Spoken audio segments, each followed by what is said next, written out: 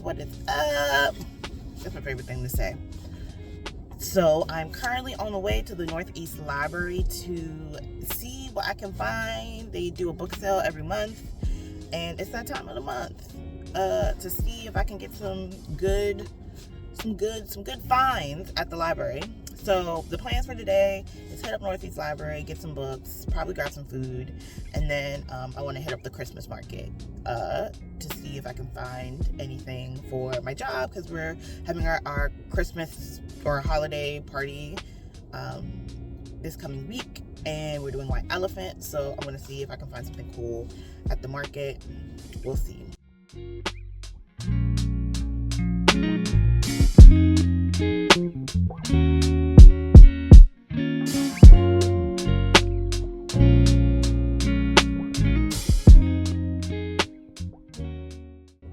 Okay, back in the car. I went into the Northeast Library and bought a whole bunch of books, and I'm excited to show you all those. But stupid me, I was so I get so caught up in the search of books, I forgot to film.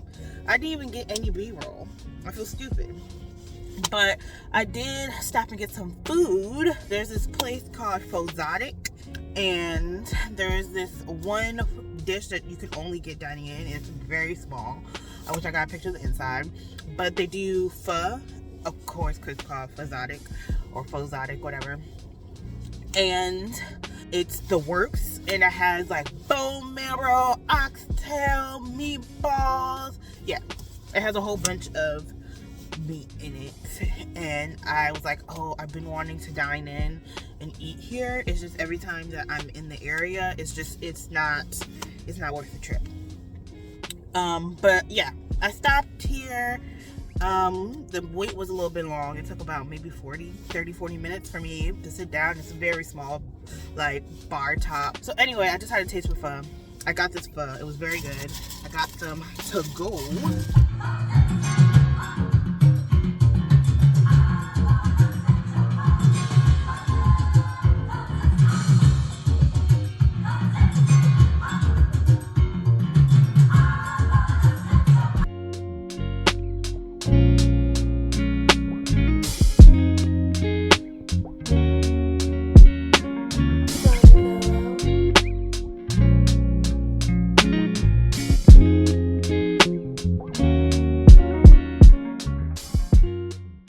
Oh my gosh, I'm a terrible videographer, but I'm on my way to get books at Book Thing. And it snowed today. I got here a little bit early, but I feel like I'm coming here for everybody's early is on time. So we'll see. Okay, back in the car, driving to Bath and Body Works because I'm not making it to this Christmas market. I just don't feel like going on the search. I'm going to go to the Christmas market. I was going to go to the Christmas market specifically and only to find a gift for White Elephant. But now I'm going to go to Bath and Body Works because they have this spa collection, and I think they're doing a $4.95 sale on all body care. So hopefully I can get I hope it's today, because I'm gonna go in and get the spa collection for like $15, and that'll be my Christmas gift.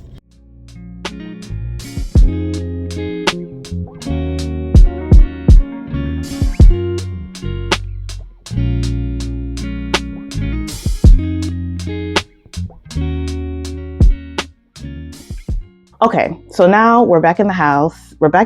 I've done all my used books shopping, and I'm about to show you all the books that I got. So let's get right into it. My first one I'm going to do from when I went to the DC library. I should also include this note that at the Northeast Library, all the books, well, most of the hardback and paperbacks are $2. But anyway, this The Love Lyrics by Christina Forrest, I think it's the final book in this series. I read The Neighbor Favor. Oh, also it's a signed copy. I read The Neighbor Favorite, which is like the first book in the series, and it was okay. It was probably like a 3. It wasn't like a bad romance. It was just kind of fluffy and a little boring. But yeah, this is, I think, one of the sisters in that family. So we'll see. I might read it. I will read it. I have it on my shelf, but I don't know if it's going to be soon. The next book I got was Chinua Achebe and Hills of the Savannah. I do have another Chinua Achebe, which you'll see in the other video. I have Things Fall Apart, and I'm glad that I got the version that I got because it's one of the older covers, and I prefer the older covers to the newer covers. So yeah, but I got Hills of the Savannah. So I'm thinking of doing like a series of Black classics, but like reading authors in each series. So I'm gonna hold on to this. We'll see if I'll do like just me reading Chinua Achebe. Okay, the next book I got is Knowing by Rosalind McMillan. This might be her debut novel. So many parts of Ginger Montgomery's life satisfy her. Her husband, Jackson, is a strong Black man whose powerful sense of self and intoxicating sexuality hold her enthralled. Her lucrative auto factory job has brought her a spectacular home in Detroit and a promising future of her 4 lively children. Yet, Ginger can no longer ignore the restless, deep within her soul, the education she put aside, the goals she never quite attained, the dreams she deferred to help those who depended on her the most. It's time she realized her own talents and identity through the challenges of the white-collar world just within her grasp. But Ginger soon finds there is no leaving behind the pain and insecurities of the past, of the family ties that seem to strengthen and limit her all at once. And she soon discovers that her love for Jackson, whose jealousy and controlling nature threaten far more than her dreams, may be a heartbreaking solution that no amount of passion can sustain. The next book I got is Beverly Jenkins. Oops, can you see it? Beverly Jenkins Topaz. I have not read anything by Beverly Jenkins. I think I have an audiobook. I think I have Vivid in audiobook and I never listened to it, but I know Beverly Jenkins is like the OG of romance. So actually I got a lot of Eric Jerome Dickey. And this year, which you'll hear in my wrap up, I actually read Eric Jerome Dickey for the first time this year. I read Cheaters, and then I read Lovers and Friends, which they ended up coming out with a film adaptation on Lifetime, and I enjoyed both of them. So yeah, so I already have Milk in My Coffee. I haven't read it yet, and then I got, which is so funny, both of them don't have the little cover on it, but I have Thieves Paradise, which I've never read, but I'm not actually sure what it's about either, and I don't know because I don't have the jacket on it. And then I got Caught Up in the Rapture. Can y'all see the cover? It's because of the way I have my screen. There we go. Caught Up in the Rapture by Shaniska Jackson. This is an author I'm also unfamiliar with, but in the blurbs from different authors, here are the people that we have blurbs from. John Singleton. If you're aware, John Singleton is a director and screenwriter. Spike Lee, Rita Mae Brown, and Omar Tyree. So what is this one about? This is Jasmine Dean is 26 and her life hasn't really started yet. She's going to school in the mornings, working at Bullock's in the afternoons, and hoping to get discovered in her free time. She also just about had it with men. They treat her badly and expect her to be grateful for their attention. Well, forget that. Raised amid the negativity of South Central Los Angeles, she survived through the church and the strict rules set down by Reverend Deems, her preacher father. But Jasmine, a former fat girl who can sing like a dream, is ready to step out from under his influence, make it on her own, discover her sexuality, and have some fun with the help of her wisecracking soul sister and confidant, Dakota.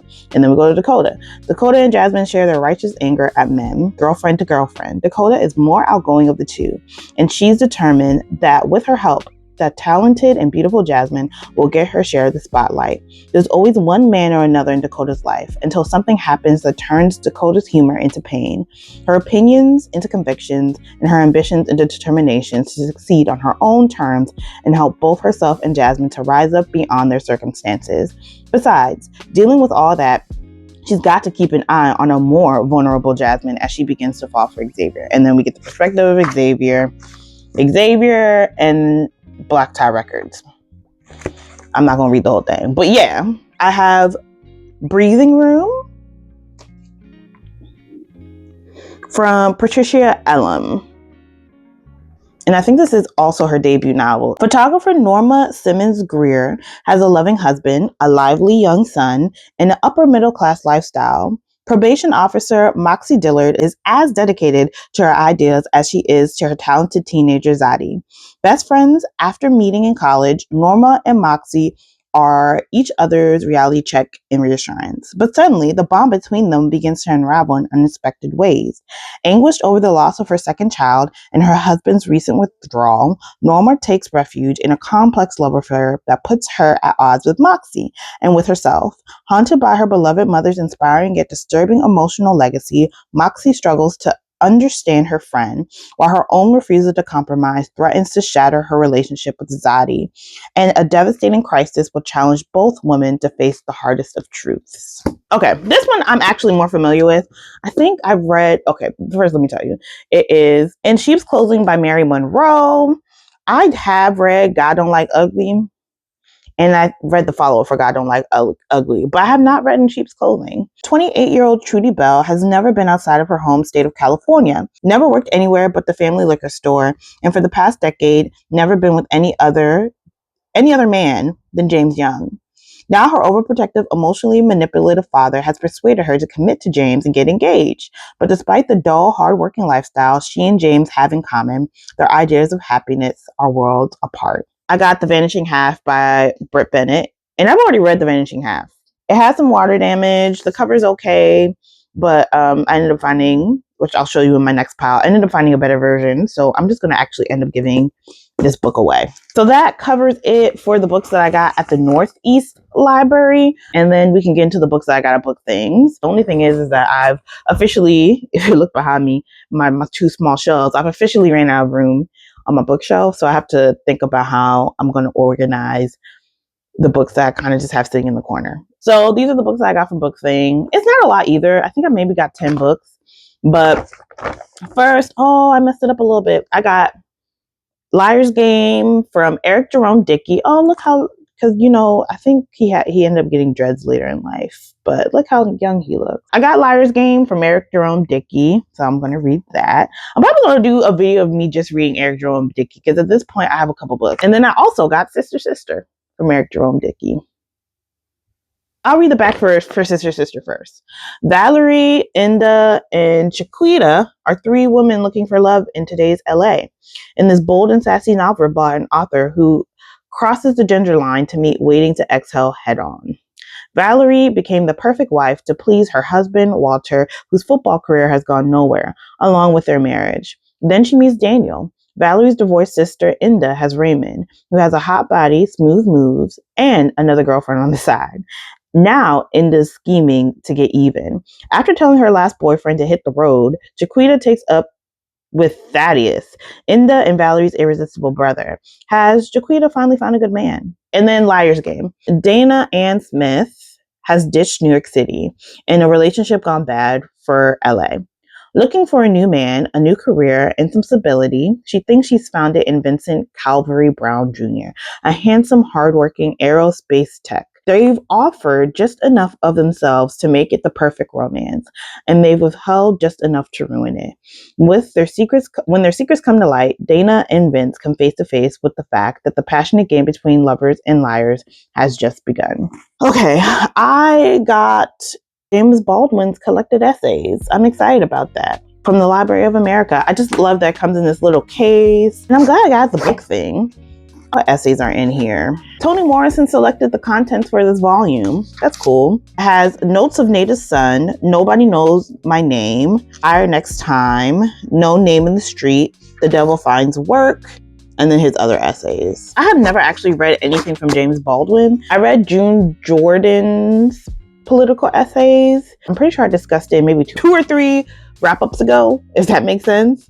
And I had a really good time reading that, so I can't wait to engage with James Baldwin's essays. This is another author that I've collected a couple of books by. I'm pretty sure I have Native Son. You know I'm talking about, Richard Wright. But I have Native Son, and I can't see behind me. I have another book by Richard Wright too. But now I have Black Boy from Richard Wright. I think another one that I'm gonna have to do a dedicated video of me just reading Richard Wright's work. So I'm very glad I got this in my hand. The irony that I did, because not Richard Wright and James Baldwin, did they have beef? But I know they had some, was it him and Langston Hughes?